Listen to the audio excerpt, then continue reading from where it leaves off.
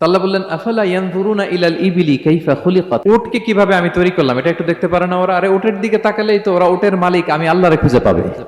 উটের কথা আল্লাহ কেন বললেন? উট হচ্ছে এমন আজীব একটা প্রাণী যেটা প্রাণী বিজ্ঞানীদেরকে হয়রান করে দিয়েছে। আল্লাহু আকবার, আপনি অবাক হবেন উটের যে ফিচার আল্লাহ তাআলা দিয়েছেন। মক্কার লোকেরা উটের গোশত খাইতো, উটের দুধ খাইতো, উটের চামড়া দিয়ে দ্য ফাইনেস্ট লেদার তারা বানাতো, উটের উপর মাল নিয়ে বোঝাই করে এক প্রান্ত থেকে আরেক প্রান্তে পাড়ি দিত, নিজেরা উটের উপর রাইডিং করত। এবং উট হচ্ছে এমন প্রাণী যেটা একসাথে 1 মাস না খেয়ে বেঁচে থাকতে পারে। 1 মাস পানিও খাওয়া লাগবে না, খাবারও খাওয়া লাগবে না। প্রাপ্তবয়স্ক একটা উট একসাথে 200 লিটার পানি খেয়ে ফেলতে পারে।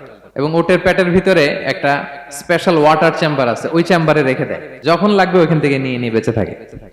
1 মাস না খেয়ে বেঁচে থাকে কি করে? ওটের পিঠে দেখবেন একটা কুজ আছে, এই পুরো কুজটা হচ্ছে চর্বির আধার।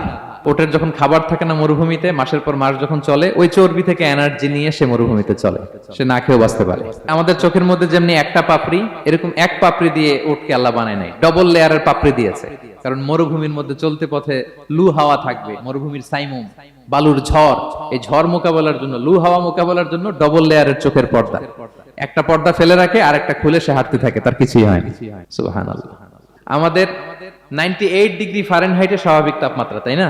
99 ডিগ্রি হলে আমাদের জ্বর, 100 ডিগ্রি হলে জ্বর, 101, 2 সর্বোচ্চ আমরা সহ্য করতে পারি। এর বেশি যদি হয়, 103 ডিগ্রি হলে বেহুশ হয়ে যায় মানুষ। 4 ডিগ্রি হলে আমাদের দেহের ভেতরে যে কোষগুলো আছে এগুলো মরে যায়।